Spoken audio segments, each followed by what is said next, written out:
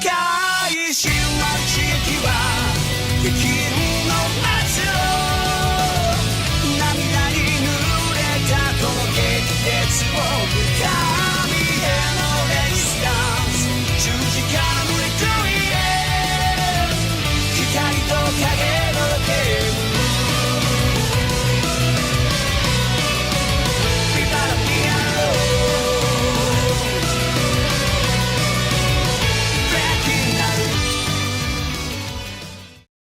Yo tout le monde, c'est le DarkFS22, j'espère que vous allez tous bien. Aujourd'hui on se retrouve pour une nouvelle vidéo sur MotoGP 22. J'espère que ça va vous plaire. En tout cas, donc voilà, ce qu'on va faire en fait c'est faire une carrière, tout simplement. On va faire une carrière, donc je me suis permis de commencer parce que Moto 3 c'est vraiment très ennuyeux. Parce que c'est assez lent et le jeu vous oblige à faire 3 courses. En gros, sur MotoGP 24, on vous force à faire 3 courses en Moto 3 obligatoirement avant d'entrer en championnat. Donc après, soit vous partez pour une saison Moto 3, soit vous partez des fois si vous proposent en Moto 2. Donc on décidera à ce moment-là où est-ce qu'on va, si on va en Moto 2 ou en Moto... on reste en Moto 3 pour une nouvelle saison. Donc MotoGP 24 c'est un jeu récent qui vient de sortir, donc... qui vient de sortir et est sorti début mai, donc j'ai mis un petit peu de temps avant de l'avoir parce que je l'ai pris de base sur Switch et là je me suis pris sur PS4 justement pour pouvoir vous faire un live dessus, donc, et pouvoir vous faire une carrière suivie. Donc c'est après j'ai pas pris le jeu que pour ça, bien sûr. La carrière je vais vous la réserver à vous pour qu'on puisse l'avoir ensemble, et moi si jamais je joue à côté, vous voyez, je peux créer un championnat ici, je peux voilà. Je peux créer mon championnat du monde et tout, voilà. Donc MotoGP 24 c'est quand même un jeu assez complet, je trouve, qui rajoute des choses par rapport à 2023, bien qu'il il faut se l'avouer, il est quand même très semblable au MotoGP 23, notamment par exemple à ces casques qui sont là. Ils ont juste à rajouter ce qui est quand même assez sympathique, ils ont rajouté le Alpine Star qu'on n'avait pas sur le 2023, mais que des pilotes l'avaient quand même. Ils ont rajouté aussi, bonne surprise, le RFA1, le RFA1 qui n'était pas non plus sur MotoGP 23 ni sur les anciennes versions, donc ça c'est plutôt cool qu'il l'ait remis. Après, ce qui est bien avec la version version PS4, c'est qu'on a accès au contenu en ligne qui va nous offrir du coup plusieurs casques de disponibles. Vous voyez, j'en ai déjà téléchargé plusieurs, donc on pourra peut-être utiliser durant la saison, durant la carrière. Voilà, on a les livrets officiels 2024, c'est pour ça que j'attendais aussi pour vous faire un live dessus, parce que quand le jeu est sorti, on n'avait pas encore tous les livrets demi, on n'avait pas les nouveaux packs aéro, donc là on les a tous. Vous voyez, donc la Yamaha, la Gresini qui change pas beaucoup de la GP qui était sur le modèle 2023, l'Aprilia 2024 avec son fameux l'arrière que seul Aleix Espargaro utilise actuellement, la KTM avec son aileron assez bizarre derrière. On a la Honda avec son aileron plutôt particulier à l'arrière, pareil, et notre belle Yamaha Energy Monster, donc moi je la mets là parce que c'est ma moto préférée, mais... Donc on va pouvoir continuer la carrière. Donc comme je vous ai dit, on va faire la dernière course Moto 3 ensemble, donc dans cet épisode, et dans l'épisode suivant on partira en Moto 2, etc. Donc on va faire la course qui est la dernière course Moto 3, et on débutera la carrière dans l'épisode 2, donc là considérez ça comme l'épisode 0. Continue la carrière.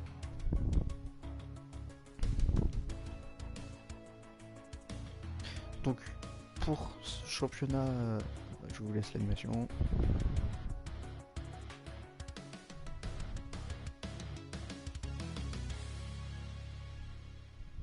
Turning Point. Voilà, les derniers résultats ont rapproché des FCIA dans saut direct en MotoGP. Un finish devant David Alonso à la dernière course devrait entériner le début d'une nouvelle aventure. Voilà. Donc, comme je voulais vous le dire, pour cette course-là, on va adopter un format qui va être plutôt particulier. En gros, on va faire les essais 2, les qualifications et la course. Mais pendant les essais et les qualifications, on aura le droit à un tour lancé, à un chrono, qui va déterminer si on passe en Q2 ou non, et direction la course. Lors de la saison, donc je vous le expliquerai après, on fera la séance d'essai tranquillement. Si on doit prendre 30 minutes, on fera 30 minutes. Les qualifications, on essaiera de les faire les 15 minutes. Et la course, on fera la course. Donc, à vous de me dire, lors des sorties du premier épisode, du coup, de la carrière, si ça vous convient comme ça, parce que ça fera quand même des épisodes plutôt longs. Ou si vous préférez ce format-là, vous allez voir que c'est quand même assez rapide, ça s'enchaîne plutôt assez bien. Allez, on va y aller tout de suite. Donc numéro 14, je sais même pas pourquoi j'ai pris 14, j'ai pris numéro au pif qui allait bien avec le casque. Parce que c'est un casque que j'ai pris sur le contenu téléchargeable. Et à l'arrière du casque, on a le numéro 14. C'est pour ça que du coup j'ai mis avec le casque. Mais vous inquiétez pas, lors de la carrière, on essaiera, si je prends des casques venus du contenu téléchargeable, je prends des casques sans numéro pour pouvoir mettre mon numéro dessus. Et en MotoGP, soit je continuerai à prendre des casques déjà existants, soit je me les ferai moi-même. Mais ça, je les ferai hors cam, pour pas vous embêter.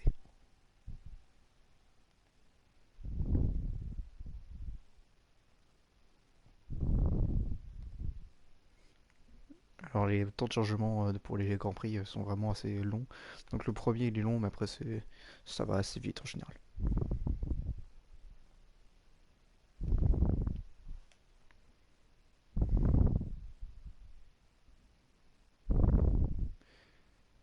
Alors là pareil, j'ai pas mis la consommation de carburant et de pneus pour celle-là, mais dès lors qu'on arrivera dans la carrière principale, on mettra bien entendu la consommation des pneus et du carburant.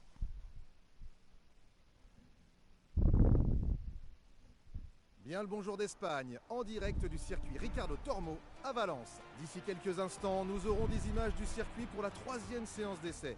Ce sera la dernière chance pour les pilotes de Moto3 d'aller directement à la 2e séance de qualification. Il y a de gros nuages au-dessus de la piste, mais les prévisions météo écartent toute probabilité de pluie.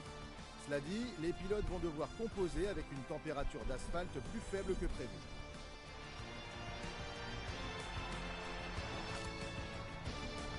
Hop, on est parti.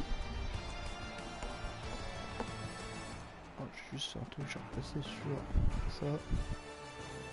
Voir si par hasard.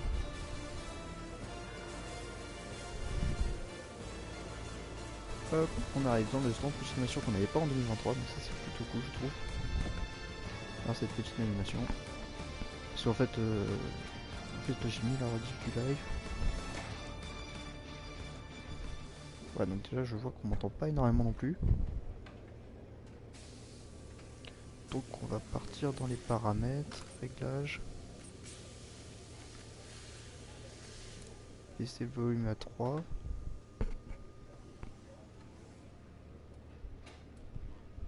Et déjà on va voir.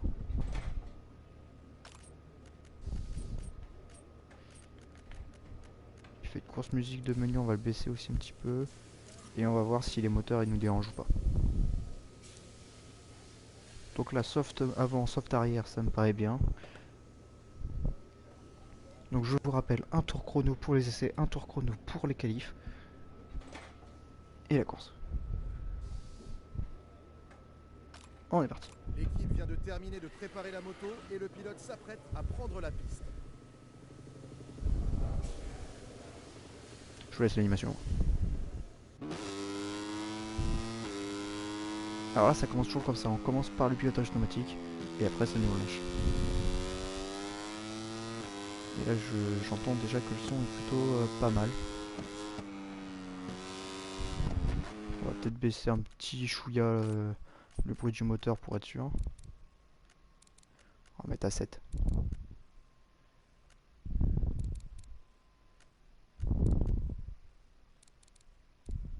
Voilà, on va mettre à 7 le tout et je pense qu'on devrait être plutôt pas mal.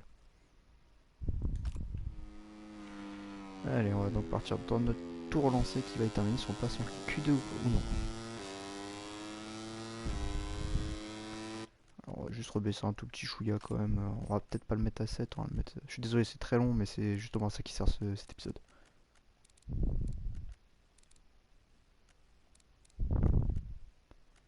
Dans ça, les commentaires, je vais les mettre à 9. Parce qu'en général, quand tu vas parler, je vais vous laisser écouter. On est parti. Normalement, je pense que ça devrait être plutôt mieux. J'entends déjà que c'est quand même mieux en termes de ce que vous entendez par rapport au bruit du moteur et mon... Ok. Les rembobinages, on y a le droit. Moi, je vais pas en priver pour cela. Après, si vous voulez qu'on... J'essaierai quand même de faire un truc plutôt RP pour la carrière. Mais là, dans ces trucs Moto 3, je me permets de faire des rewinds.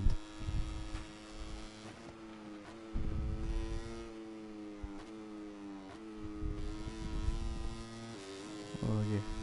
Donc là déjà, vous voyez, on va faire un petit peu RP, je me suis trompé, bah tant pis. À moi de faire mieux dans mon tour lancé. Je suis content de vous faire une vidéo sur MotoGP 24. Et vous faire une carrière dessus aussi. Alors pareil, je sais pas quand est-ce qu'elles sortiront, s'il y aura une période régulière ou non. Mais c'est un jeu qui me détend moi, donc ce sera pas rare souvent que peut-être que j'y joue plus en live. J'essaie de vous faire des lives sur d'autres jeux quand même, hein, mais ce sera pas rare que je joue à ça. C'est un jeu vraiment qui me détend.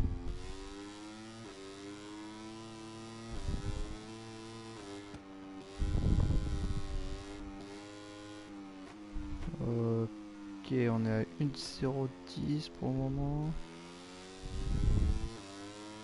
On va voir à combien, 1.15 pour le troisième secteur. Alors c'est un peu raté, mais pas d'annulation de tour.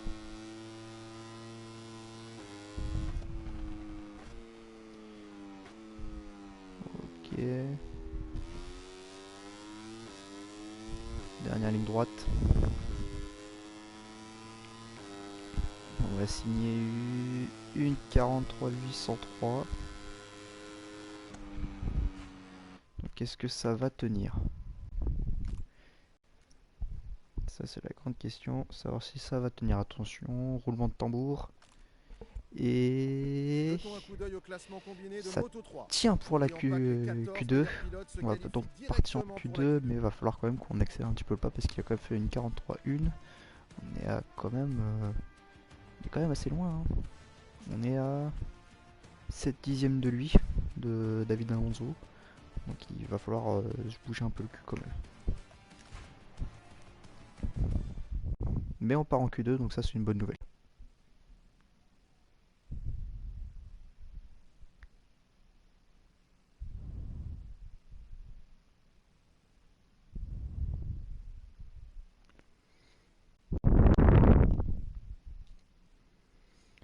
Les temps de changement sont assez longs, donc je sais pas si dans la carrière, dans les prochains épisodes, du coup dans l'épisode 1, à partir de l'épisode 1, je continue, je ferai une ellipse pendant les temps de chargement ou quoi, je sais pas. Faudra me dire, pour vous, ce que vous préférez. Bonjour, nous revoici sur la piste pour la deuxième séance de qualification de la catégorie Moto 3. Nous allons bientôt voir les 18 qualifiés prendre le départ pour savoir qui aura la pole position à la course de demain. Ok, donc il y a Jacob Roulstone, Ryusa Yamanaka, Adrian Fernandez et Filippo Farioli qui nous ont rejoints en Q2 et on va du coup se battre pour la première position en faisant, je vous rappelle, un seul tour lancé, un seul tour chrono, un seul chrono pour déterminer notre place sur la grille.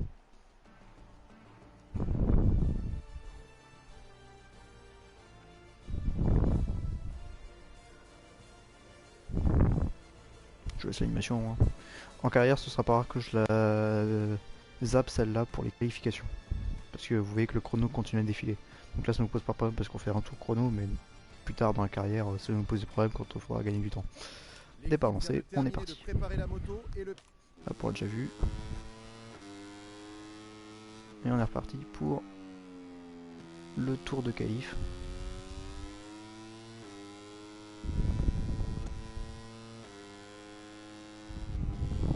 On se lance sur ce beau circuit de Valence.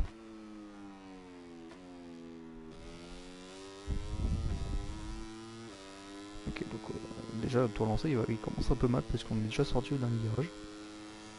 Et du coup ça nous fait perdre un peu de vitesse en entrée du premier secteur. Mais ça devrait pas le faire.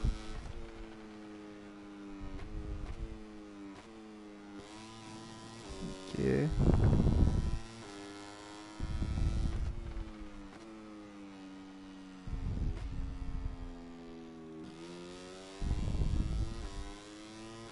Attention, premier secteur, on est plutôt pas mal. On sait que l'ordi a fait une 47 8, si je dis pas de bêtises. Et que nous on avait 7 dixièmes de retard. Donc c'est à peu près quel chrono visé pour être dans le groupe de tête.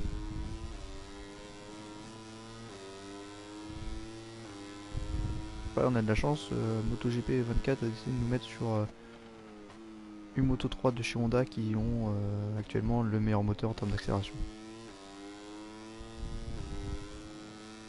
C'est plutôt assez bien. Hop, pour le moment. Attention, gros freinage sur ce virage très complexe en MotoGP. 14-8, je sais plus en combien on était tout à l'heure. On est ressorti encore une fois. On va faire attention en course. Que ça ne trahisse pas. Que ça ne trahisse pas.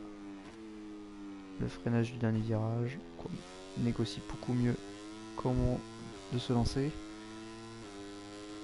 Attention, combien on va signer un. Une 42,9. C'est un très bon chrono, je trouve. On va voir si ça va tenir pour la pole. La deuxième séance de qualif vient de s'achever. Et non, malheureusement, ça ne tient pas. Il signe à 1,42,3, 186. Et notre chrono nous place en 14e place. Ça va être très compliqué notre course. Il faut savoir que les ordi maintenant sur MotoGP 24 sont en difficulté adaptative. L'ordi, c'est à la difficulté que pour que qu'on ait quand même voir comment on est doué ou non au jeu. Et du coup, adapter la difficulté pour qu'on ait un réalisme plutôt avancé.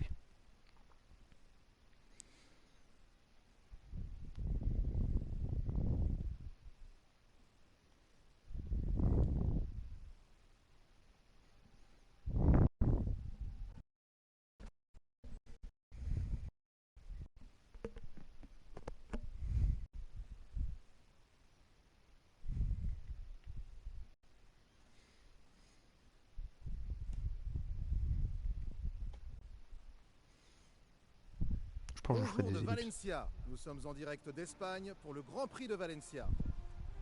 Dans quelques instants, les images vont nous transporter sur la ligne droite pour le départ de la catégorie Moto 3. Le réalisateur nous emmène sur la grille de départ où les pilotes tentent de rester concentrés avant le départ de la course.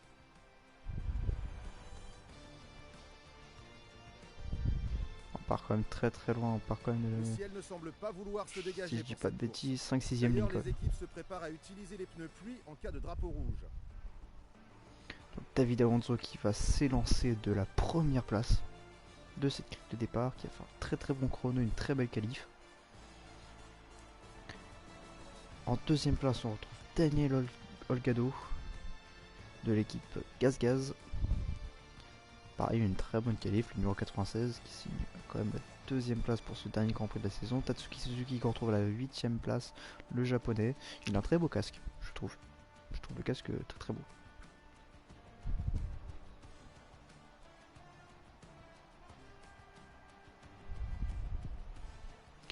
Et nous voilà mis à la 14e position. On va choisir nos pneus.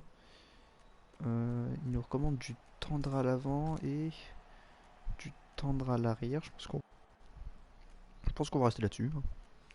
Je pense que ça me paraît plutôt bien. Et bon, on va pouvoir y aller. C'est parti, on y va. Tous les pilotes ont pris place sur la grille. Le drapeau vert est agité à l'arrière.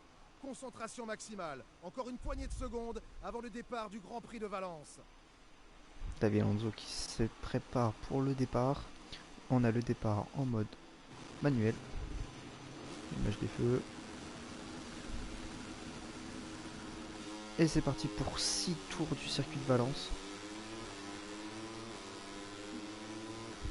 On va se placer sur l'extérieur. On a quand même fait un très très bon départ. Pour les freinages, on se fait un peu pousser à l'arrière, mais on arrive à se caler derrière Alonso. On va profiter. Non, on va pas pouvoir profiter, on va attendre un petit peu. Alors il faut savoir que la première saison est quand même assez simple pour gagner. C'est pas étonnant quand tu arrives sur le podium. Elle sert surtout à ce que l'IA s'adapte à nous. En fait.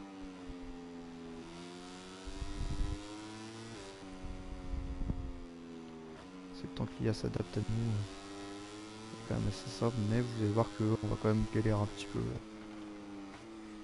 quand même galérer un petit peu lors de la carrière, je pense.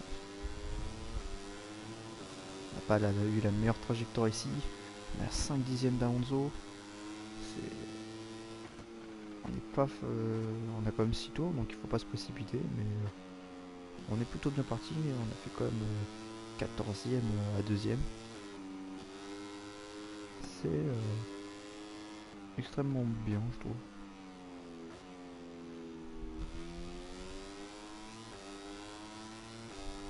On a une trajectoire plutôt différente d'Alonso, mais ça va peut-être le doubler ici. Hop, on va rewind parce que cette action était un petit peu... On va rester derrière du coup.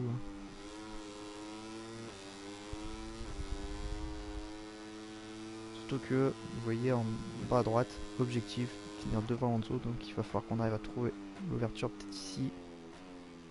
On n'a pas réussi à tourner, ça permet du coup à Alonso de repasser. On va lui choper l'aspiration pour aller le doubler dans cette ligne droite pour entamer le deuxième tour en première position.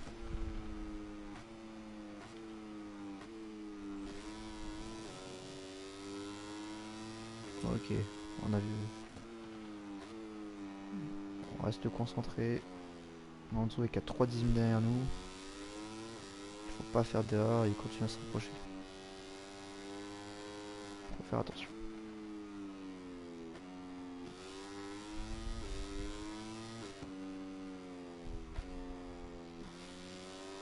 Alors, on l'a vu là sur l'écran, on l'a vu, il est à 1 dixième de nous.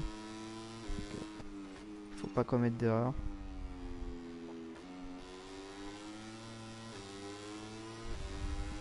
Juste à David Alonso, il est pas loin du tout.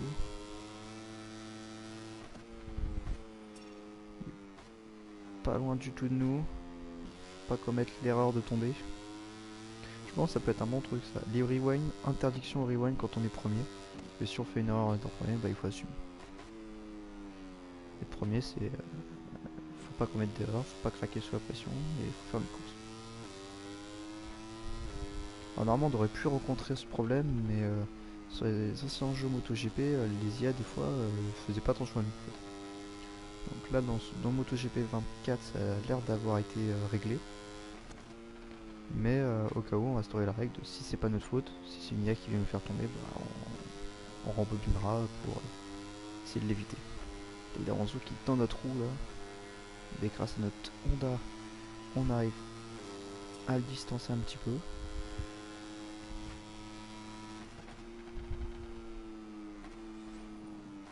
Plonge dans ce premier virage, on ressort plutôt bien. On a signé le meilleur chrono à 1,43, donc c'est pas ce qui s'est fait de plus rapide depuis le début du week-end. Parce qu'on se souvient du chrono d'Alonso qui était en 1,42,1. Ça je dis n'importe quoi, j'ai même plus retenu son chrono. Je sais qu'il était en 1,42, mais je sais plus combien de temps après.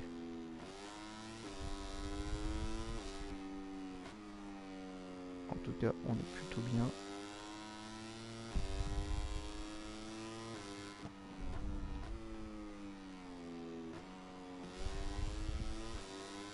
C'est parti, hop.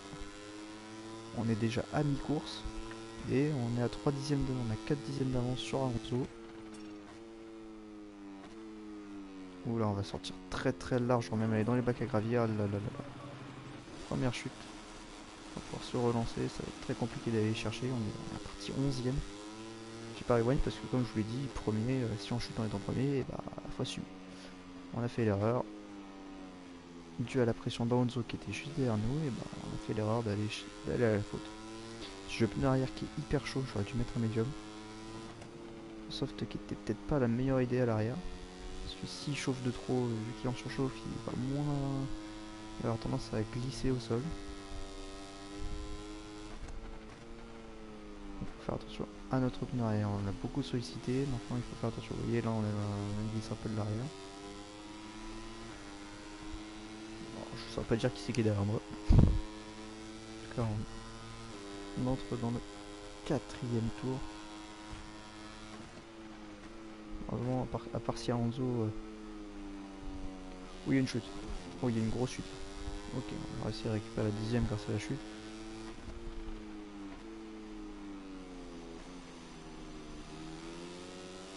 On a 4 secondes de David Alonso. Je pense que malheureusement on va terminer derrière lui et l'objectif ne sera pas rempli.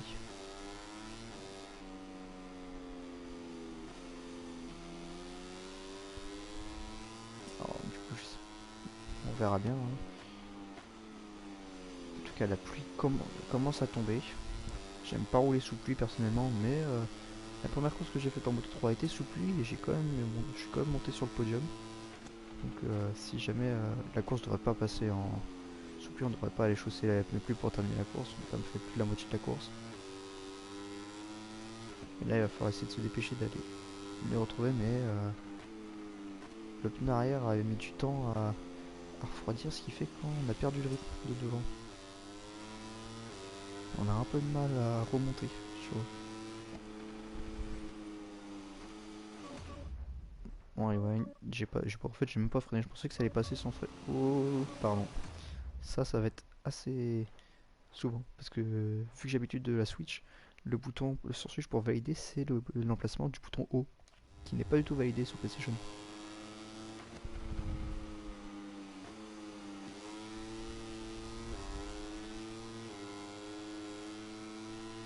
Attends, il n'y a toujours pas de drapeau rouge qui était sorti.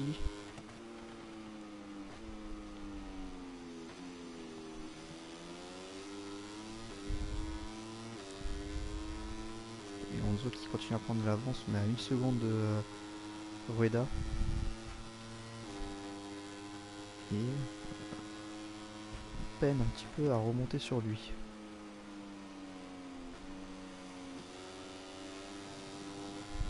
Au moment où je dis ça, on a regagné près d'une demi-seconde sur lui. Ok, on a attaqué tout de suite. On a glissé de l'arrière.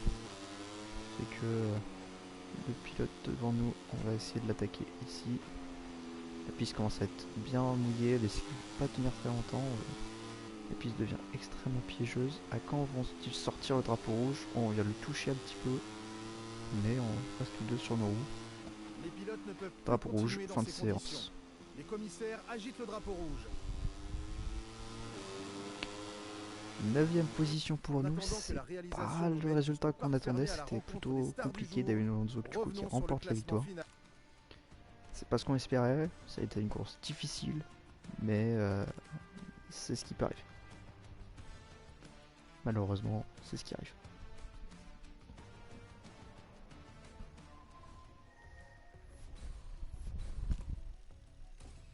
Mais on a possibilité d'aller en Moto 2 et ça c'est la bonne nouvelle. Saison terminée, on a gagné une course.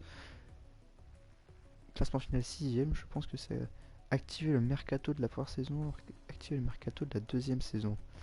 Alors le mercato c'est quoi? Bah c'est écrit en fait, je vais vous le lire directement. Grâce aux transferts sur le marché, les vrais pilotes pourront changer d'écurie à la fin d'une saison en mode carrière, conformément à ce qui se passe en compétition réelle. À vous de voir si vous voulez démarrer une saison avec le marché déjà activé. l'activer à la fin de la saison, ou si vous préférez le désactiver, jouer avec les effectifs 2024. Une fois qu'elle a démarré, vous ne pourrez plus activer ou désactiver le marché. On va l'activer, mais pour la deuxième saison. En tout cas, moi je vais vous laisser là. On va s'arrêter là parce qu'on a le choix d'aller en moto 2 ou de rester en moto 3. Donc, je vais vous laisser là et on se reprendra pour le premier épisode. Je vous propose. En tout cas, au revoir tout le monde.